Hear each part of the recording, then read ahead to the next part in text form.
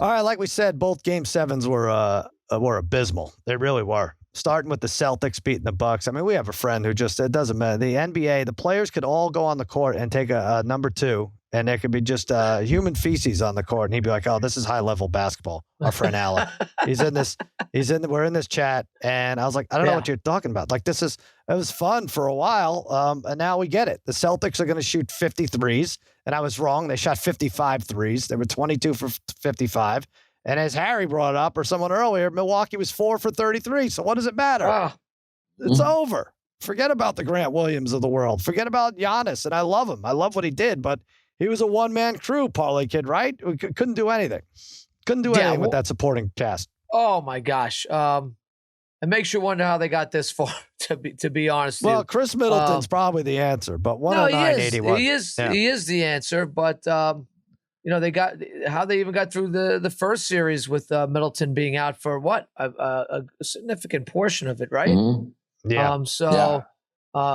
Even to win a couple games here against Boston. I mean, after Giannis, Holiday, then there's a major decline, major.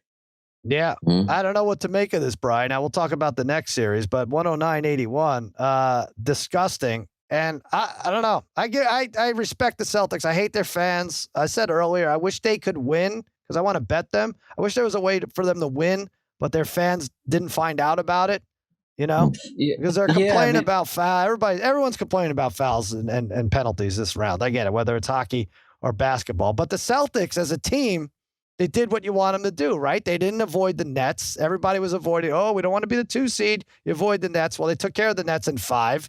And then they went right at the Bucks, the defending champs, and they beat them in 7. It was a crazy turnaround for a team that was 26-26. Yeah, it sucks because it's like the Celtics are a team you should want to root for, right? Because they play hard pretty much every game. You rarely see them get blown out, but it just sucks that it's Boston again, right? They found a way to be good again. But like you said, Sal, the thing that's, it really came down to, that's why it's so hard on the road to win, because usually like a role player wins these games for somebody.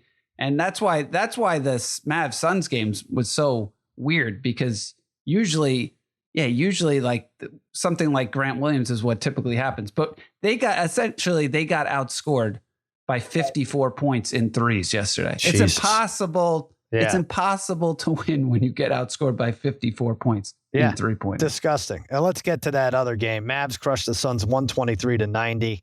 That wasn't a game for 8 minutes, like 8 real minutes. Like it was over. The Suns no-showed. It was. I saw one stat, like Kevin Hench was texting me. He's like, the non-Luka starters are 1 for 9 and they're up 10. I was like, oh, this game's over. It hasn't even started. Like the first, I don't remember, Parlay Kid, a Game 7 like this for a home team. There might have been like a hockey team that lost 4-1 or something in Game 7, but it wasn't over within 10 minutes, right? No, I can't recall anything like this where the home team within by let alone the 1 seed, with the best record in the NBA. Right, that's a good point. Let alone that. Yeah, it wasn't a 4 or 5. Never, haven't seen it. I can't recall it. Yeah. Harry, Chris Paul's 5th blown series after being up 2-0, and now Patrick Beverley is owning him, saying, "Yeah, the guy plays no defense." Of course, that's going to happen. Yes, Sal, that was his 5th one. That's 2 more than any other player. Blake Griffin had 3. Last 5 games, the most points he had, Chris Paul, was 13. He couldn't shoot. Ayton yesterday, awful. 5 points, 4 rebounds. I mean, where was he? He wants that max contract. He may not get it again now because of this situation. Just Dinwiddie off the bench was fantastic for Dallas. If he can 30 points, if he can do that against Golden State better look out too, because this Dallas team, besides probably Boston, might be playing the best ball. Brian, what would you take for Chris Paul ever winning a championship? When is it worth it? When it gets to like plus 500? Or more? More. It'd have to be more. This was his shot. I mean, I know they're saying now he was probably injured, right? Maybe that's why he wasn't being aggressive, but it's the same thing every year, right? In order for him to stay healthy and everything to go right, it's going to be tough. I feel like this was their chance. They remind me a little bit of the Jazz from the last couple of years in terms of how guys, they play. in that clinching game against them. I mean, to see what did against the clinching game against Pelicans, where he was 14 of 14 from the field, and then just to see what just happened the last couple of games, how gross it was. And yeah, Sal, you mentioned Patrick Beverley on ESPN this morning was blasting Chris Paul, and deservedly so. And Patrick, by the way, best guest I've seen on that show ever. I mean, he just throws it out there. I mean, him and every host was going at it back and forth. But still, I think that he deservedly so blasted Chris Paul, and Paul gets a lot of credit for a lot of things. He deserves to get hit hard here because this was awful down the stretch. We need Spaghetti and Damashek on that show, and then you'll change your mind about best guests going at it. Well, the good news is the Suns are out, so if you go to Footprint Arena, maybe there'll be some wireless. If we do the race to 10, these games start Tuesday and Wednesday, Miami and Boston. Here, I haven't looked at the odds in a while. Celtics, even though they don't have home court, are still a minus 175 favorite to advance in that series over the Heat. And then in the other one, Parlay Kid, the Warriors, who do have home court advantage, are minus 220 over the Mavs. Should be entertaining. I think they'll both go 6. I think I'm going to give you Celtics in 6, I think, is my pick. Plus 290 you get for that. They are 4-1 on the road in the playoff, and that's huge. Because the Heat, it's a immovable object and a unstoppable force there. But the Heat are 6-0. I know the Celtics are a sexier team and more fun to root for, Bri. And they do it like playing defense also. And they switch on the ball screens and everything, and they do that more than any other team, and it screws everybody up. Now, the question is, did they go through a monster series, a physically brutal series that is going to take them out of a series against a team they should beat at this point? That's what you say. I don't think so. I think it comes back to Boston. They win in 6. Bri, what do you think of this series? Well, I was going to say, right, if you like the Heat to win this series, you're probably better off betting them to win game 1. I think that's kind of the way to go. I personally wanted to take the Heat. I really did. I do like that they have guys like PJ Tucker in this series. But I thought about it and I was like, for the Heat to win, Butler has to be so great, and they need Hero to be really good offensively. And he struggled in that Sixers series, especially games like 3 through 6. They just don't have enough scorers. Even if Larry's healthy, they were actually worse Miami shooting the ball when Larry was when he was on the court. So to me, the Celtics just have too many guys contributing right now. Their defense has been great. I think these are going to all be low scoring games, but I like the Celtics to win in 6, but I'm going to take them minus 1.5 at plus 106 because I could see potentially winning in 5. All right, so you get 4-0, you get 4-1, and you get 4-2 if you take minus 1.5 at plus 106. 4-1 on the road, as I mentioned, the postseason. Tatum averaging 31 on the road, so that's good. And I don't know, it's all the threes, Parlay Kid, right? They make 37% from 3 in the postseason. Almost 15 a game. Can Miami slow that down? No, and I'm on that same bet with Brian at minus 1.5 for the Celtics. 3 and D, right? That's what wins games these days. And home court or not, it doesn't seem to really bother the Celtics, as you mentioned. I know Miami has played really well on their home court. I don't think it's due to like a raucous crowd. I just think they play well there. I think the Celtics can overcome that. And as Brian said, a lot of it comes down to Butler, where I think the Celtics they just have a few more offensive weapons here that can get the job done. I actually got a little lucky. I had Celtics in 7 at plus 500 in that last series that we gave out here on the show. So that worked out pretty well. Celtics, Sal, they win this, I think, like you're saying, in 6, but I'll take a minus 1.5. I know I was probably terrible. We should look up how we predicted those 4 series, right? So you had I know I had the Bucks in 7. I had the Suns. I think we had the Bucks getting 1.5, Sal. So I think we won. We did do that. Right. Yeah. Definitely had the Suns. I'm trying to think. Yeah, maybe we don't dig it up. I don't know. I try to find. Did we give out? I try to find our Western Conference picks. I couldn't find. I didn't see it. We did Eastern Conference, I think, because it was staggered, right, Michael? I think that's what we did. I think we had because that Monday we knew the Eastern Conference, but not the West. So it was something like that. All right, Harry, I don't mind this. Celts up 2-1 after 3 games. I like it. Yeah, you can get, and also you get that at plus 138 currently on FanDuel. You guys mentioned The C's are 4-1 on the road in the playoffs. At the same time, the Heat, not Boston, remember number 1 seed, and are 5-0 at home in the playoffs this season. Jimmy Butler makes sure the Heat take at least 1 of 2 in South Beach. C's were 2-1 against the Heat in the regular season. Both won both games pretty big by 17 and 30. I just don't think Miami loses both at home. Yeah. Celtics take game 3 at home. Maybe if you want to go, Miami's got Jimmy Butler and Adebayo, and that cancels out the Tatum and Brown combo. But the X factor in this game really, and what it was in probably the Milwaukee series too for Boston, was Marcus Smart. 9 of the 10 playoff games, he scored double digits. He was 3 rebounds short on Sunday of a triple-double. He plays tenacious defense. And I think that's going to be the difference. Like I said, I think Boston takes 1 of 2 in South Beach and then takes game 3 at home. They're very hard to officiate, the Celtics. They really are. I mean, you got Smart. I think Smart and Grant Williams are I think it's a lot of flopping. So it's however you want to call it, really. I love the Celtics fans. They key in on the referee crew. I'm talking about Bill Simmons. I'm nobody else. They key in on the referee crew, whoever's assigned that night. Like, oh, we're in trouble. Already the built-in excuse. The excuse early when the Bucks went up like 6 or something. Oh, the refs. Like, again, Giannis is LeBron James mode right now. Like, you can call a foul on anybody who has to defend him on almost any possession. I'm sorry. And he gets offensive charges. He gets charge calls against them all the time. Do you guys think this is, I mean, to me, you know how like in the college game, you see like a million charges, and you've always seen that. I feel like the NBA this season, especially in the playoffs, there's more offensive fouls than ever. We'd have to look that up, but it does seem that way. I think, Bri, you're absolutely right, but it's only because a lot of lackadaisical defense during the regular season against bad teams. Lackadaisical?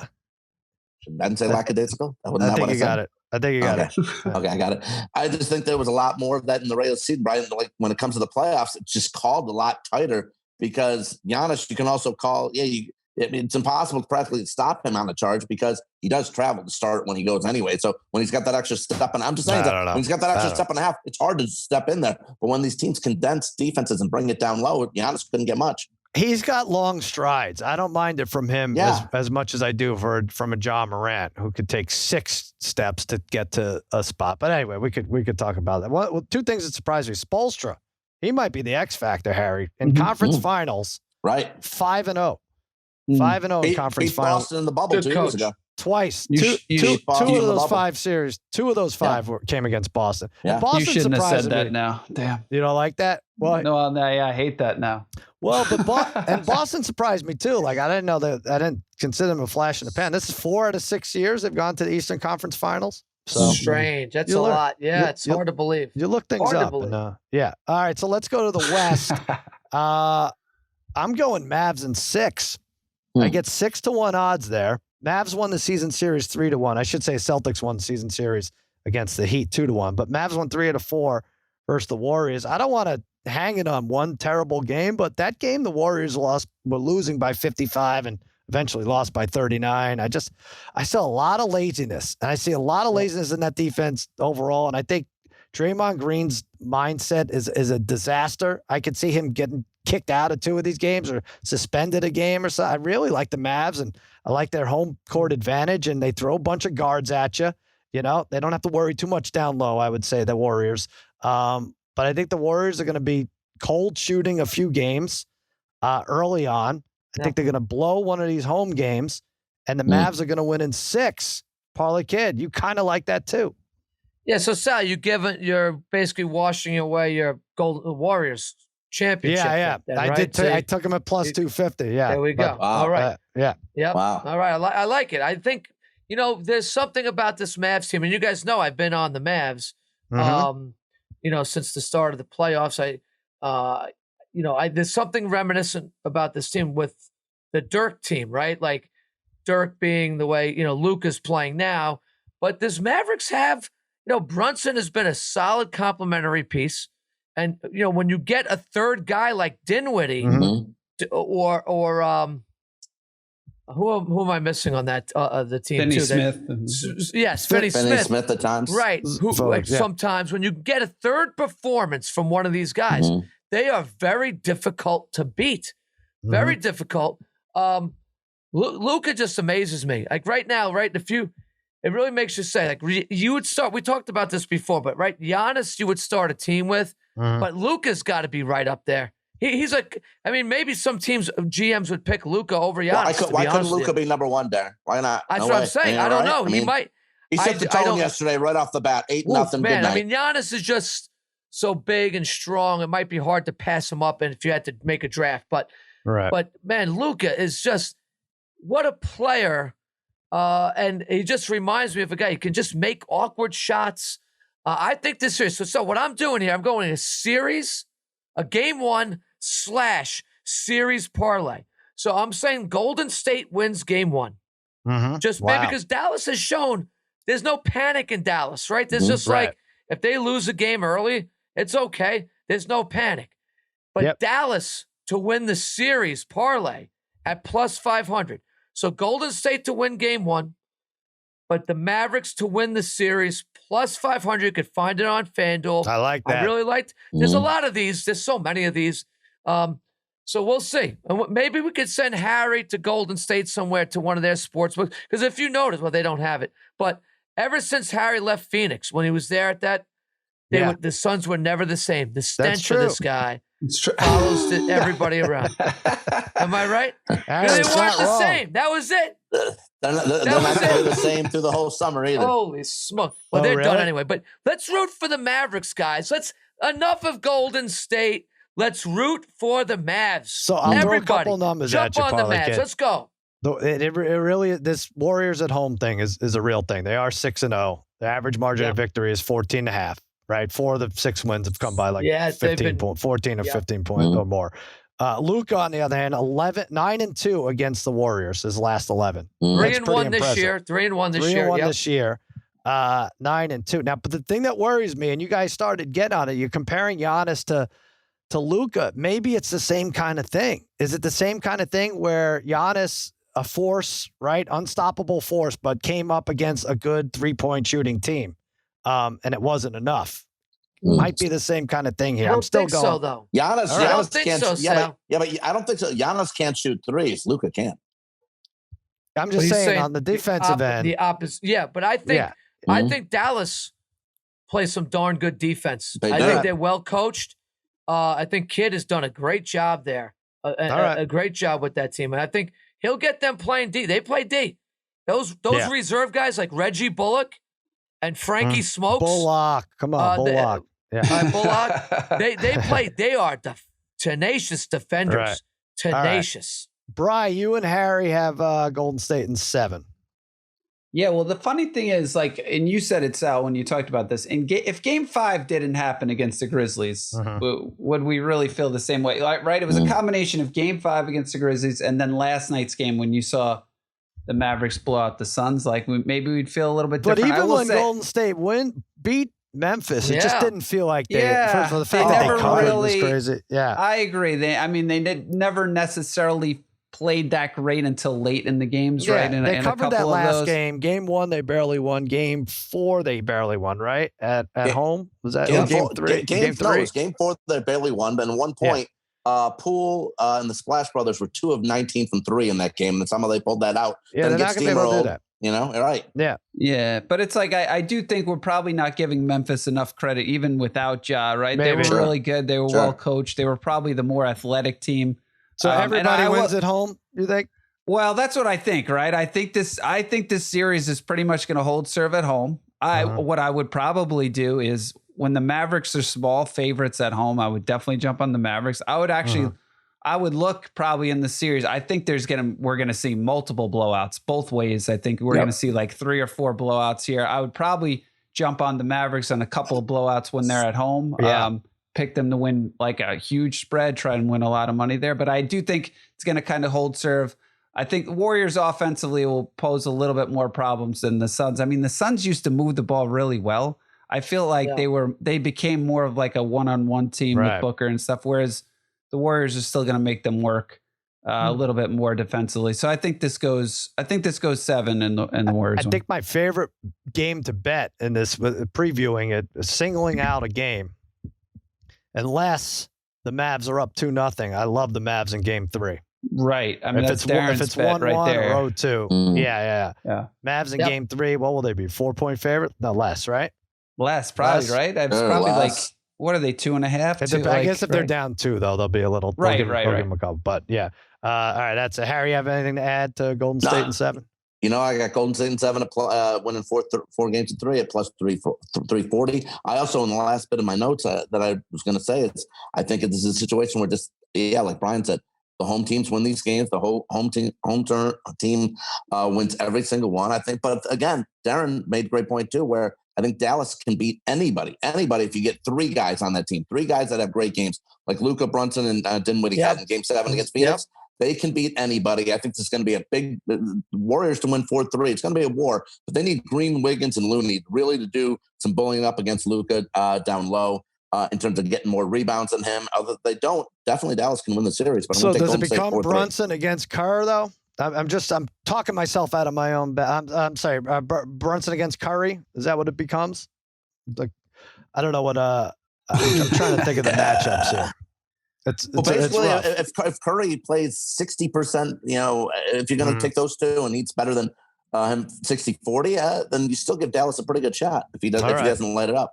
Steve Kerr, another one, 5-0 in conference finals with the Warriors. So between him and Spoelstra, it's 10-0. That's crazy. Yikes. That's rough. All right.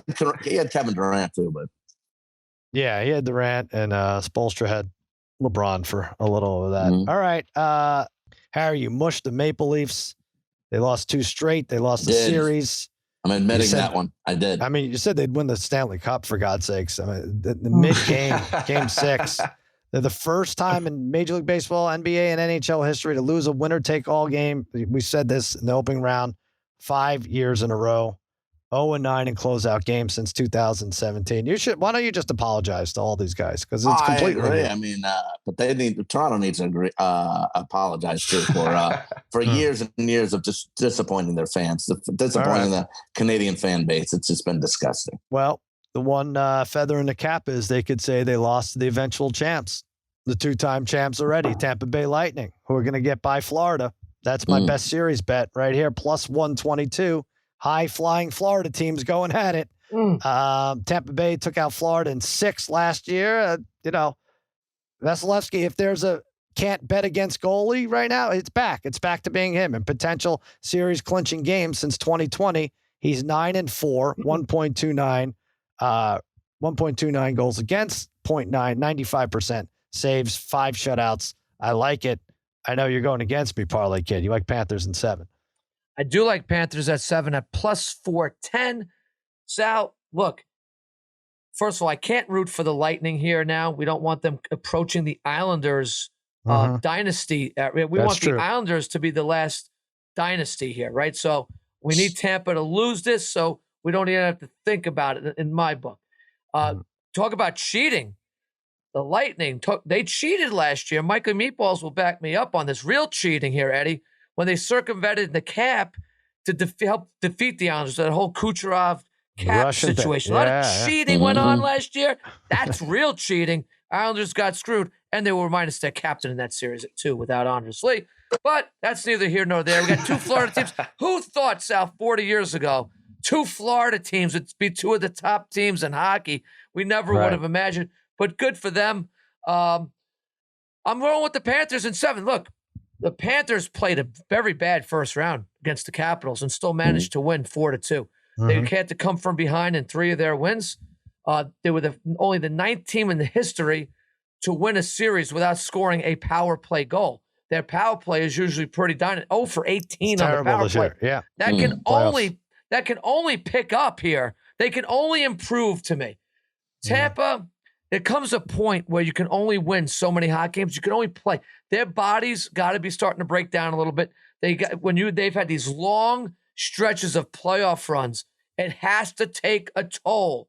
And Vasilevsky was not great in round 1. It's the Panthers' time. But as we know, you got to go to 7 here because Tampa, as Harry made this mistake, they're 17-0 after a loss. So I was just going to say, you better hope Florida doesn't win game 6 because that was game 7. Well, that would look. I'll take it, but I think this is going 7. It's just the way it's going to be back and forth. Two great teams. It's the Panthers' time. All right, there you go. What a series, though. It's going to be awesome. Should be a good one. Brother Bri, Canes -1.5. Spaghetti jumped off, I think, but talk to us about this. I come know. on. Yeah. But I do like the Canes at -1.5 at plus 106. Thank God, though, I get to root against the Rangers again. Like it was really mentally exhausting rooting for the Rangers against the Penguins with so much money at stake, and the fact that you could have. I thought about that. You could have hedged 75 different times. I know. It's funny though. If I hedged like Game 7, I'm basically like getting my money back. You know, at that point in time, like the only. What were the Penguins' live odds up? It was like 6 minutes left. Well, that was the thing. I could have when they were down a goal right away. They were like plus 220 or something. So I could have live bet that. Even when it went to overtime. No, but I know what you're saying. But I think the Penguins must have been -450 up 1 with 6 minutes left, something like that. Yeah. I think it was at least that. It was at least that because I think the Rangers were plus 360, plus 350 or something like that. But I do think the Canes are the more well-rounded team. The Rangers in that series to me seemed pretty soft. They were out of position a lot. I will say Shesterkin may have had one of the greatest games for a goalie that gave up 3 goals, right? Yeah. I mean, if he did not play well, the Penguins would have probably scored 7 goals last night. Right, he was a monster. You know, so I think Shesterkin has to do that for 4 times in this series for them to win. Again, not impressed with the Rangers really at all in that series. I think Carolina will be a little bit too physical for them. And, you know, and Carolina was playing without their goaltender, right? And Anderson is likely back, I would think, this series. I mean, he almost came back the last series. So I think they get him back. Even if they don't, they still have Ronta's good enough probably to win this series. But I like them at -1.5. All right. Harry, this is an odd bet, but it's on FanDuel, and it's kind of fun to root for, unless the goalies show up. Yeah, I did hit my first initial playoff series. I had Kings plus 1.5 games against Edmonton. That was a winner. And now I'm going to take in the Battle of Alberta, I'm going to take Edmonton and Calgary both to go over 31.5 total goals at -115 in the series. Over 31.5. Look, listen, Calgary and Dallas played 7 games and had 29 total goals, but Dallas is far from exact opposite from what Edmonton is. These two teams finished 1-2 in the Pacific Division. Draisaitl and McDavid, we know what they can do. These rivals were 2-2 versus each other during the regular season. They combined for 33 goals in just 4 games during the regular season. Left wingers Johnny Gaudreau, who had the game winner last night against Dallas to move on, and Matthew Tkachuk both had over 100 points on the season, in the regular season, as of course did McDavid and Draisaitl. So I'm going to go over 31.5 goals. Figuring the series probably goes around 6 games. I'm going over 31.5 goals. Yeah. I mean, you have to. If that's it, right? If it's a sweep, you're done. If it's 5 games, I like you're it, done. Harry. Darren, they had a game during the regular season. They had one that was 8-9 goals. They had another game that was 9-5. This is another great series. This Calgary Edmonton is going to be. But this is what you're betting. You're betting a long series here, right? As much as you're betting goals. You're betting a long series. But I think Harry's right. I think it's going 6. It's going 6. Right. I don't see this being a 5-game series. We know what Edmonton's capable of offensively at times. This could, if you get a 6-4 game, that saves you from maybe a 2-1 game. Did you see? I tweeted the Calgary fans taunting. Oh, that was funny. That was really good. They put their jerseys. They pretended they were goblins. And, I know it's a different game, but man, these hockey playoff crowds are great. Yeah. They're just great. The whole game. And their fathers taking shirts off in bars and everything. It's really amazing. Yeah. Oh man. It's a lot of fun. Darren, let's go to Calgary. Darren, let's go to Calgary for these games. Man. Now, come on, let's go.